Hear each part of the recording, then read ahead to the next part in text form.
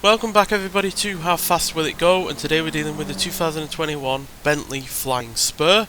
So this now has 1,750 horsepower, 1,475 pounds-feet of torque from a 7.4 litre twin turbocharged V8 engine.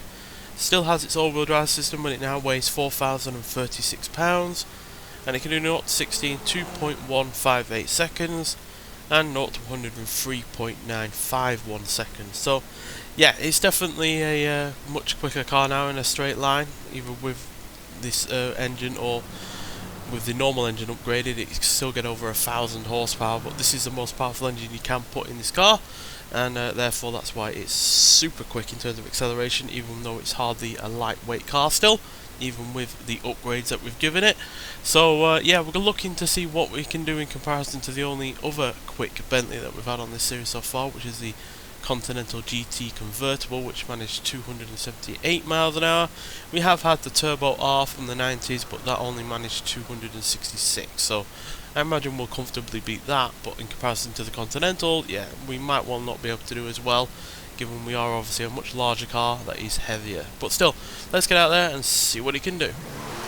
This engine is certainly a lot less quiet and a lot less sophisticated than the engine that we used to have in this car, but undoubtedly it does produce a hell of a lot more power. Got well over 1,000 extra horsepower, and therefore we're already up to 240 miles an hour, 250, 260. We've beaten the Turbo R now. There's 270. So we're now around as quick as, if not quicker than, a bunch of Porsches that we've had recently, despite being a large saloon car. Certainly not as good in terms of handling as those vehicles, but we're certainly able to overcome that with just sheer brute force with the amount of power that we've got. So quickly back up to 274. Any more to give out of this car?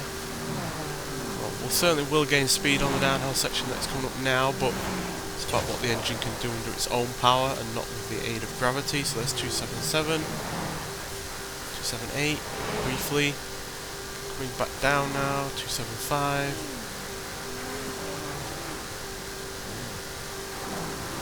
seems to be holding 275. Yep, 275 mile an hour, which is not as quick as the GT, well, the Continental GT, which obviously were 3 mile an hour slower, but we are still 9 mile an hour quicker than the Turbo R to become the second fastest Bentley that we've had on this series so far.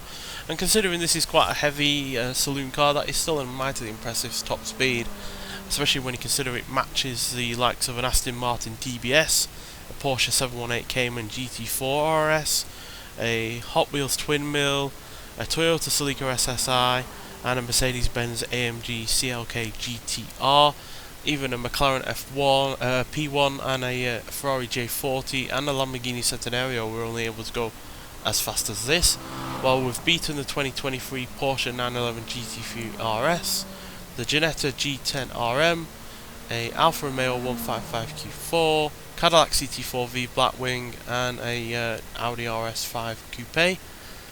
We're slightly slower than, though, a BMW M8 Competition Coupe, Nissan Z, Hyundai Ioniq 5N, a Toyota Camry TRD, and a Ferrari F599XX. So yeah, quicker than some serious competition, as quick as some also equally serious competition, but also slower than other cars as well. And yeah, by no means the fastest car that we've had on this series. We're slightly outside of the top 50, but yeah, in comparison to other, heavyweight cars, we are quicker than them, and we're also quicker than some very lightweight hypercar vehicles as well. So on the whole, a fairly impressive car. It's nothing spectacular though, and yeah, it's certainly hindered by the massive amount of weight and the quite large body style that it has on the go.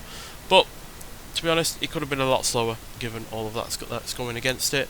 It's just a shame though that the handling has suffered quite somewhat with this extra power from this much larger cubic capacity engine, even if it does have 4 less cylinders. Nonetheless, so thank you for watching, and I'll see you in the next one. Bye.